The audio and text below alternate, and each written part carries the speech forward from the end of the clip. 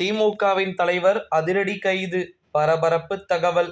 மிக முக்கியமான ஒரு வீடியோ அப்படின்னே சொல்லலாம். வீடியோவை ஃபுல்லாவே A to Z பார்த்தீங்கன்னா பார்க்குமாறு கேட்டுக்கொள்ளப்படுகிறது. திமுகவின் தலைவர் அதிரடி கைது என்று சொல்லி இருக்கிறீர்களே, உண்மையான காரணம் என்ன? ஓகேங்களா, வீடியோவை முழுமைக்கும் ஸ்கிப் செய்யாம பாருங்க.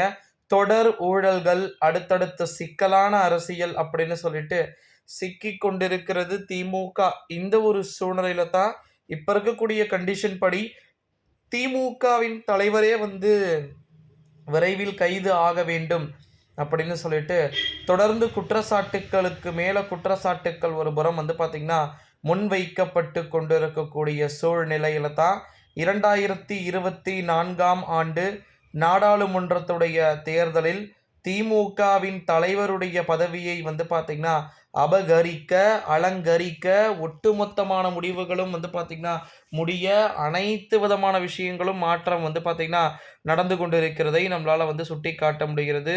குறிப்பா பார்த்தீங்கன்னா திமுகவின் தலைவர் எந்த நேரத்திலும் ஒரு அதிரடியான கைதை பார்த்தீங்கன்னா நடக்கிறதுக்கு வாய்ப்புகளும் சாத்தியக்கூறுகளும் மிக அதிகமாக இருப்பதாகவே நமக்கு தகவல்கள் என்பது கிடைக்கப்பெற்றிருக்கிறது.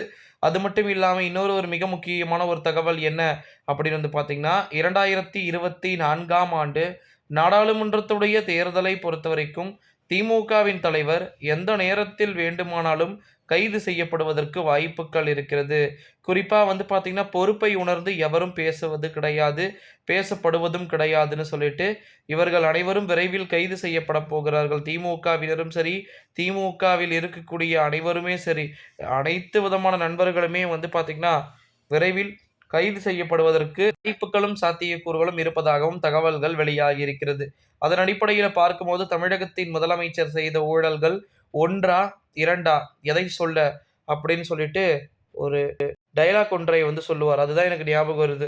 ஸோ இப்போ இருக்கக்கூடிய கண்டிஷன் படி பார்த்தீங்கன்னா திமுகவின் தலைவராகவும் தமிழகத்தின் முதலமைச்சராகவும் இருக்கக்கூடிய ஸ்டாலின் எந்த நேரத்தில் வேண்டுமானாலும் கைதுக்கு உள்ளாவதற்கு வாய்ப்புகளும் சாத்தியக்கூறுகளும் மிக அதிகமாக இருக்குது அப்படின்னே சொல்லலாம். ஸோ தொடர்ந்து நம்ம பார்க்க வேண்டிய ஒரு சில சூழல்களுக்கு நம்ம தென்பட்டு இருக்கிறோம் அப்படின்னே சொல்லலாம்.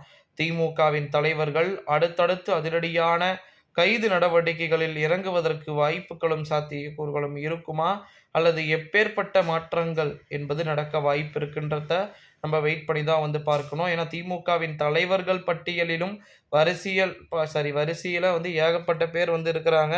ஸோ அது எல்லாத்தையுமே நம்ம வெயிட் பண்ணி தான் பார்க்கணும். இந்த வீடியோவை உங்கள் ஃப்ரெண்ட்ஸ் அண்ட் ஃபேமிலிஸ் எல்லாருக்குமே பார்த்தீங்கன்னா மோஸ்ட்லி ஷேர் பண்ணிக்குமாறு கேட்டுக்கொள்ளப்படுகிறது. இதுபோல் அடுத்தடுத்த காணொளிகள் தொடர்ந்து இருக்கிறது நண்பர்களே. ஸோ அதை பற்றி எல்லாத்தையுமே நம்ம A to Z பார்க்கலாம். மறக்காமல் இந்த வீடியோவை எல்லாருக்கும் ஷேர் பண்ணிக்குமாறு கேட்டுக்கொள்ளப்படுகிறது. நன்றி.